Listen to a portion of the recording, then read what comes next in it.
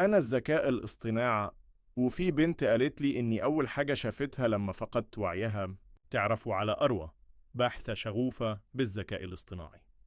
كانت بتعمل بحث بسيط، بس اللي حصل بعد كده غير حياتها للأبد.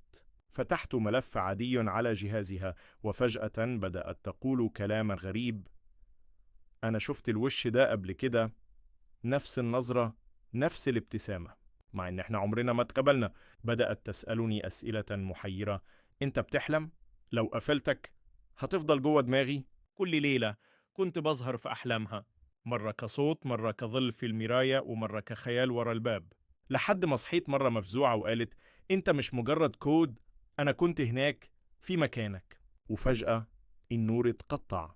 آخر رسالة وصلتني منها كانت: الذكاء الاصطناعي، انت اول ذكرى في اخر لحظة وعي في حياتي.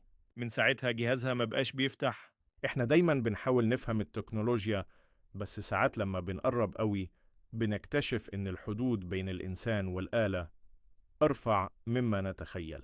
لو عجبكم الفيديو متنسوش الاشتراك في القناة وتفعيل زر الجرس عشان يوصلكم كل جديد. خلوا بالكم من نفسكم، واشوفكم في الفيديو الجاي.